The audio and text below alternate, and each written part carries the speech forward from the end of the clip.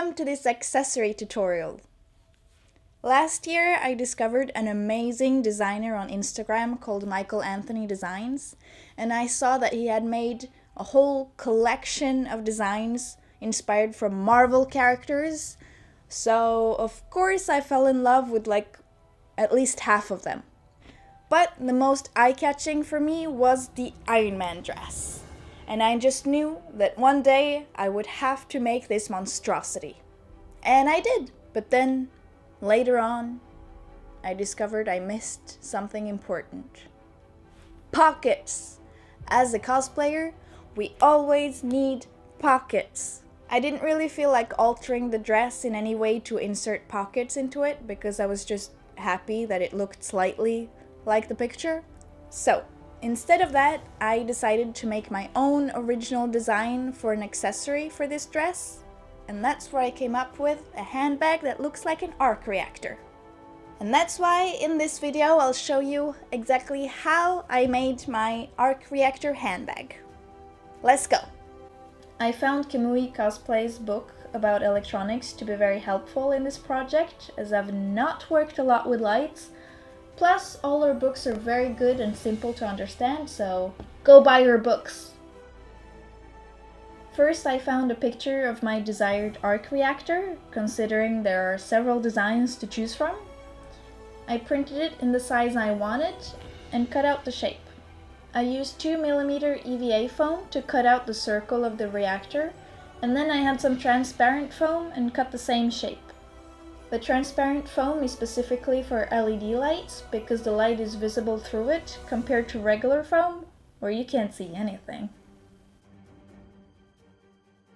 I wired up the single light bulb with a battery holder and put it through the regular foam, trying my best to center it before taping it down with some electric tape. Then onto the handbag itself. I had some fake leather in bright red, and also the red fabric I used for my Iron Man dress. The leather is for the bag to be a bit sturdier, so this will be on the inside. I cut out 2 circles from the dress fabric and 2 from the leather. I also used the dress fabric to cut 2 short strips for the zipper and a long one to go all the way around the bag, so make sure you measure these. I folded the short strips in half and pinned them to each side of my zipper, leaving a little bit of leftover on each end.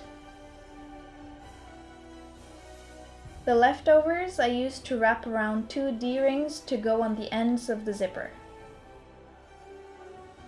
So I sewed the fabric leftovers and sewed them onto the D-rings. I finished sewing the zipper, and then next step was to put the D-rings to the end of the zipper. I know I'm terrible at explaining, but here you can see the result. Next up, I took the long strip of fabric and sewed it to just one of the ends for now. After that, I took 1 fabric circle and 1 leather circle and put them together. Now that I have one side ready, I could pin the strip with the zipper around the edge of the circle. Before you sew, just make sure the leather side is on the inside of the bag and the fabric on the outside. Next up is the arc reactor side. I made a tiny hole in the middle of the leather circle to put my light bulb through it and tape the battery holder on what will be the inside of the bag. On the other side, I'm placing the foam circle with the light bulb taped down. I cut a bigger hole in the middle of the fabric circle so the light would be visible through the transparent foam later. I glued the fabric down to the foam with some super glue and pinned the 2 fabrics together. I actually pinned the 2 fabrics directly to the rest of the bag so I wouldn't have double seams, but you can do it in 2 steps if you're scared the fabric's going to move too much. Turning it inside out afterwards was a bit of a challenge because of the foam, but I managed it okay. Just be careful and don't rush or use too much force. On to the reactor details. I cut out the pattern for the second layer and cut it from the same foam as I have inside the bag.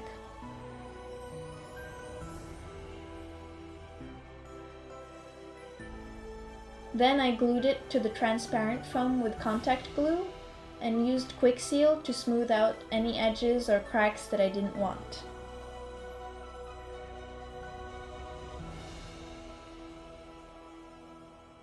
After the quick seal was dried, I used my heat gun to seal the foam before it was ready for the paint job. I started off with black on the raised details and then added a thin layer of blue to the transparent foam.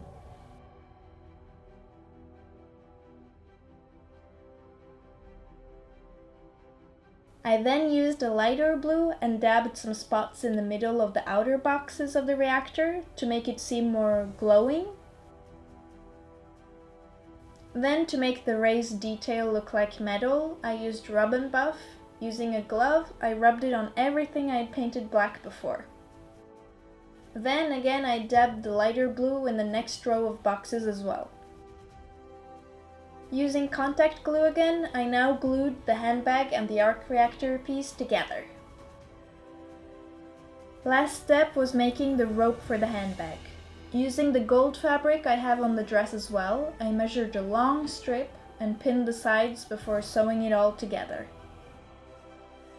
Then insert one end to one of the D-rings and pin it. Do the same to the other side and finish your accessory. Ta-da! A perfect and also practical accessory for the gorgeous Michael Anthony dress, considering I didn't put any pockets into it. The light's not too much to brag about, but it adds a cool touch to it, and it also goes well with the LED belt that goes on the dress. I hope you liked this video. For more, don't forget to subscribe. You can also follow me on Facebook, Instagram, and if you want to support my work, you can always get me a cup of coffee.